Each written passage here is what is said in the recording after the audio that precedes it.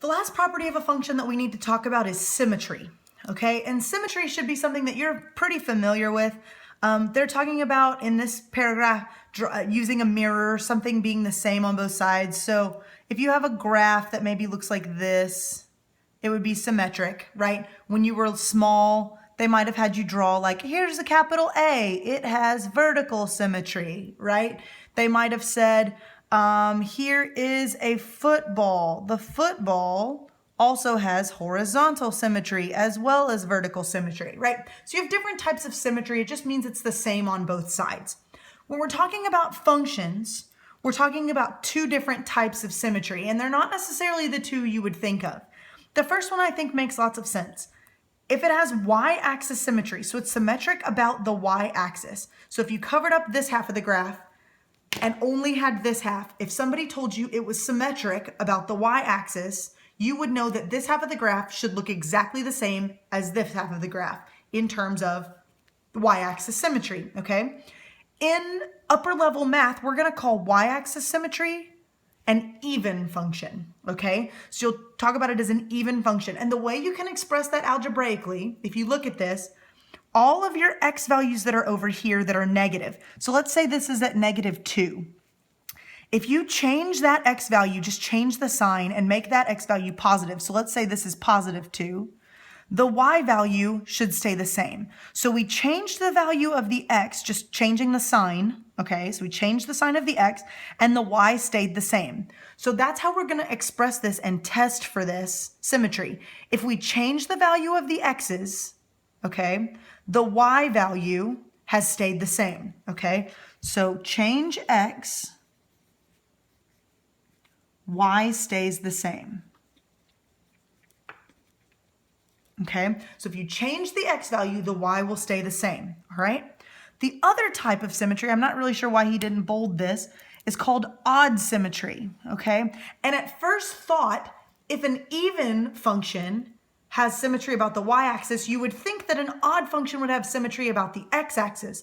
But in fact, odd means it's symmetric about the origin. So it means instead of switching back and forth like this, where the y value stays the same if I switch x, what this one does is if I switch x, so if the x switches from negative to positive, then the y is going to change signs also. So if you change x, y changes too. I'm going to put also so you don't think it's 2.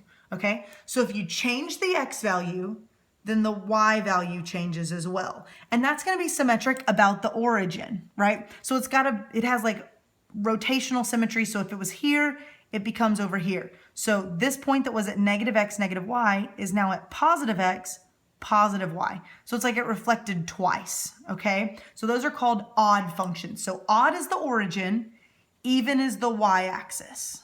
Okay, and you're going to be asked which one that is. And it's fairly easy to see given a graph, especially the even functions. Very easy to see. But algebraically, you're going to have to do this test. The good thing for you is that the test is the same for both. You're going to change the sign of all the x's. If the answer you get when you change the sign is exactly the same as where you started, it's even. If when you change the signs, all of the signs of everything switches, it's odd. If when you change the signs, some stay the same and some switch, which will make more sense in a second, then it's neither. So a function can either be even or odd or neither. And you're gonna have to determine that algebraically without looking at a graph, okay? So let's look at example 6 so that I can show you exactly what I mean by that. So look in this first function. I've got f of x equals -x² plus 5. All right, so they want me to determine algebraically if it's even, odd, or neither, okay? So at the end, I should be able to write one of those words. So the test that we're gonna do to determine the symmetry is I'm gonna change the sign of all the x's. Well, if I change the sign of this x, it's not the negative that's changing, it's just the x that's changing signs. Okay, so now let's think about, I'm gonna zoom in a little bit. Let's think about what's gonna happen with this. Okay, so let's think about what's going to happen. If I square a -x, anytime you square anything, it turns to positive. So -x² is actually the same thing as positive x squared, right? Because if I change the sign but I square it, think about if this was -5. If I square -5, I have 25. If I square 5, I have 25. So these are equal. So this -x squared is actually the same as this, the -x squared and -x squared. These are the same, right? Well, if you look at that, this right here is exactly the same thing that I started with. So since they ended up the same, stays the same, that's even. So this function is even. And you should be able to take a graph, check it, and see that it is reflected about the y-axis. Okay, let's take a look at the next one. Same test. I'm going to plug in -x to all of the x's. So this one will become -x squared. This one will become -x. Okay, now let's look at what happened. If I square the -x, the same thing happens that happened over here. This is still the same thing as x squared. Okay, but this one, if I do -4 times -x, that's going to change to +4x. Okay, and the +3 doesn't have anything done to it, so it stays +3. So let's compare the two. I have +x squared. That stayed the same. That leads me to believe it's even. But look at the -4x. Those changed signs. So those changed while these stayed the same. So that means everything doesn't fit one of the two patterns. They need to either all stay the same or all change. Since this has some of both, this is neither. Okay? So it's got one part that stayed the same, but one part that changed signs, so it's neither. Taking a look at C, let's plug in -x again, that's my test. So I'm going to plug in -x cubed. Okay? If I cube a negative, anytime you cube something, if I do -x times -x times -x, this is going to be -x. So this is now -2x cubed, and nothing happened to the -3. So these two have opposite signs, but these have the same sign, so this is neither, because I have some that stayed the same and some that changed. Okay, so some that stayed the same and some that changed. So it's neither. Take a look at D. On letter D, same test. So V of -t. So if I change the signs of the t, so this is -t cubed minus -t. Okay, so let's take a look at this one. So if I cube the -t, it's going to change the sign of this problem. So this part is 1/2 t cubed, okay? And this one is going to become +t, all right? So if I look at these, this changed signs and this changed signs.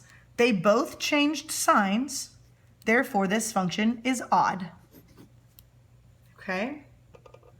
All right, so hopefully that's working for you. Let's look at the next one, letter E. Okay, so we're changing signs again. Same test. So this will be -m cubed and -m squared. So on the top, because it's an odd power, the sign will change. So this is -m cubed. And on the bottom, when I square this, it'll go back to the positive sign, just like it happened in the other one. Okay, so look at this. M cubed changed signs, but the bottom is exactly the same. So this is actually,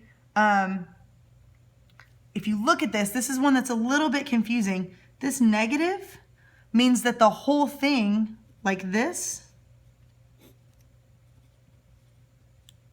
is the opposite of what it was, right? So this is the opposite of what the function was, so this is odd.